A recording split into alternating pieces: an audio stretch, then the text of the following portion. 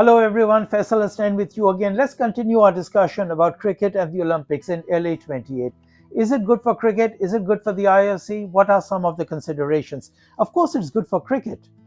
The Olympics is huge. It's the first time in the modern era that cricket will be part of the Olympics. To win an Olympic gold medal for an athlete is considered to be right at the top of his very achievement. It's every athlete's dream, regardless of sport or discipline. He to win an Olympic gold medal. It is considered the achievement. Just to take part in the Olympics is an experience, let alone to win a medal and let alone to win a gold medal. That stays with you forever. Your market value goes up, your brand value goes up. Everything that comes with an Olympic gold medal, you become a national hero. Your teams become national heroes. It's considered the pinnacle of sport. So, of course, from a cricketing perspective, it's right up there. And for cricket to be at the Olympics is, I think, a wonderful thing in theory. Now, what are some of the factors that I consider should be looked at again? Why are there only 6 teams in the men's event and 6 teams at the women's event? There are 108 ICC members. To choose 6 teams, and obviously they'll be the top teams. That's what the Olympic wants. The Olympic wants the top teams to be there. They don't want second or third string sides. So again, you'll have the Englands, the Australias, the Indias participating. So is that spreading the game? Is that really good for cricket in terms of spreading the sport? I'm not so sure. In order to rectify this, even though it's not enough, I still think it's not enough. But the number of teams should be increased to at least 12 women's teams and 12 men's teams. It'll make for more participation. It'll make for some of the younger nations to come up. And you have to find a way to get more countries to play in this event. 6 teams is too little. And if the USA is there as hosts, you're talking about 5 teams. 5 teams out of a total ICC membership of 108.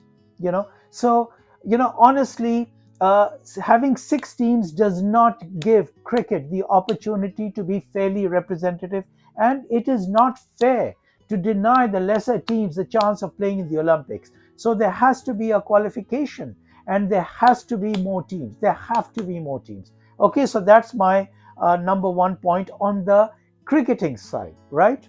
Okay, now let's look at some of the other factors. Let's look at the commercial side. Let's look at what cricket brings to the IOC. It's huge. To have the world's second largest sport included in the IOC disciplines is huge for the IOC. They'll get a population of 2.5 billion people in countries that follow cricket watching the Olympic cricket for the first time. And believe me, there are passionate followers. In India alone, there are around 600 million passionate cricket fans who will be watching their team play in the Olympics. So for the Olympics, this is absolutely huge. The Champions Trophy recently that was held in the UAE and Pakistan broke all viewing records. Advertising rates went absolutely through the roof. There were, for the India Pakistan match, the advertising rate was around $55,000 for a 10-second slot. For an average India game, it was around $25,000 for a 10-second slot.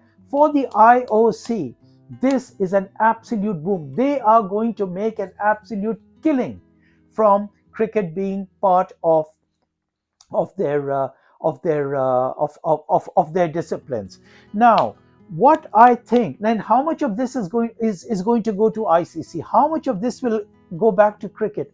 Not a lot, unless the ICC has cut a special deal with the Olympics. And this is something that I have actually mentioned many years ago, and I've continuously mentioned this, that for cricket to be part of the Olympics, the ICC must cut a special deal with the Olympics, just like the US Olympic Association did with the IOC. What happened in that case? The US Olympic Association told the IOC that, look, we bring a lot to the table. We bring commercial value. We bring eyeballs. The US athletics is huge. There are followers all over the world, and the IOC, in order to attract the US Olympic Committee cut a special deal with them. Cricket is in exactly the same position, if not even in a much better position than the US Olympic Association was. And therefore, the ICC should have cut a special deal with the Olympics. The benefit that the Olympics are getting are absolutely huge. And what is coming back to cricket, to international cricket, to the ICC comparatively is very little. So, unless the ICC has cut a special deal, I think from a commercial perspective, you are giving up a lot, and the Olympic has gained everything.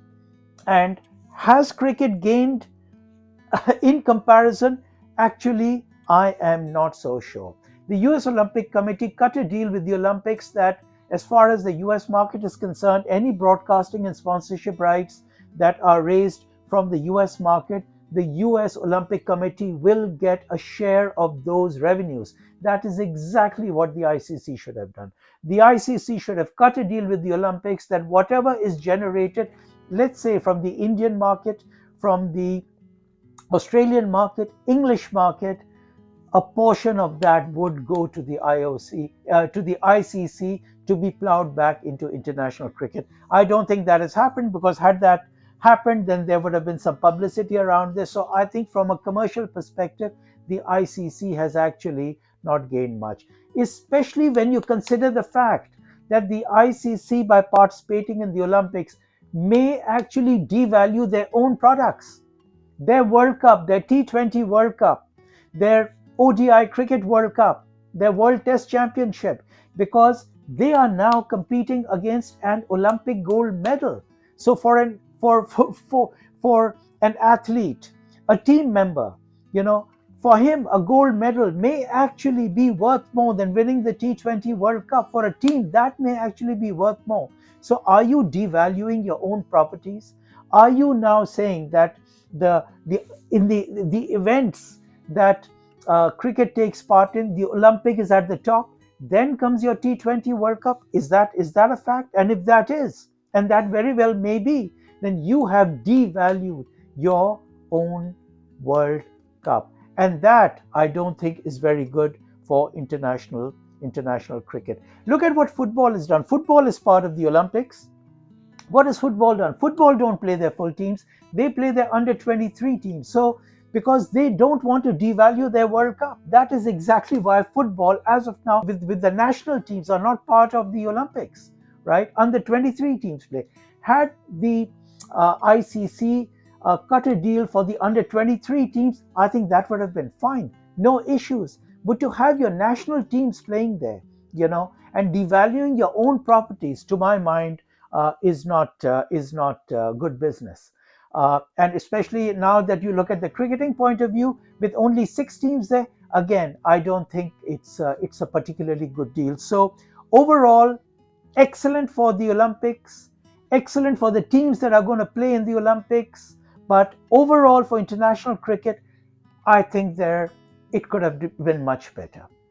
ICC should have had a share of the revenues, and the ICC should have had more teams, and potentially the ICC should have sat across with the IOC as equal partners to try to cut a deal that works for both sides, not for one side, which I think, if I had to guess, I would say that this particular deal is 80-20 in favor of the IOC when you consider all things. Okay,